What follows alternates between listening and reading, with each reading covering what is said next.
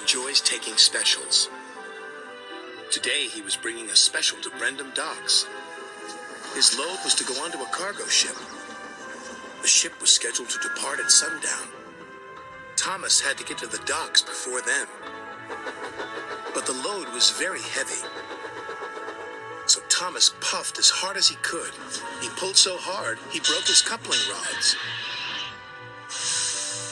He wasn't going anywhere.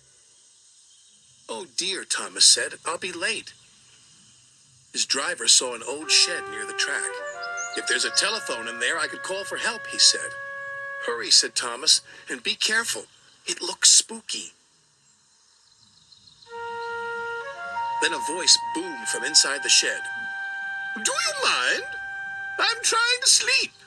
Thomas hoped it wasn't a ghost. "Is it a ghost?" asked Thomas nervously. "It's a surprise," his driver teased.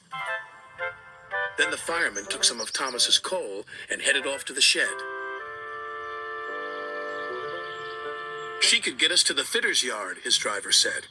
"If her boiler holds," added the fireman anxiously. What kind of surprise is that? Thomas wondered. "Thomas, meet Elizabeth," said his driver. At last, the doors opened, and out chuffed a dirty, grimy steam truck. "So you're the little puffer that's broken down," she sniffed. Thomas was cross. "And you're just an old steam truck," he retorted. "That would be vintage steam truck," snapped Elizabeth. "And I haven't much time to get to your coupling rods."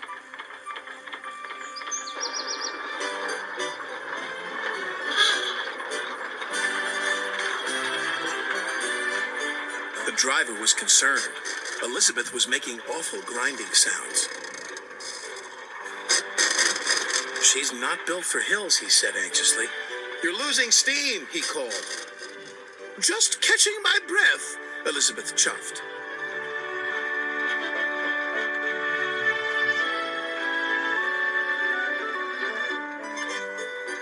And finally she made it.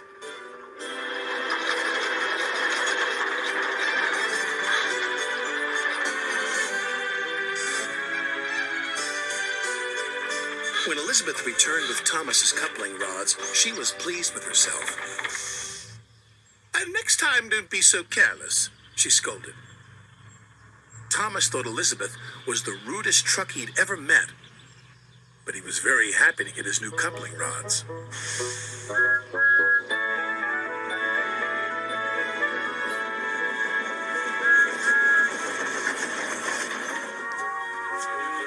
Thomas made it to the docks just in time.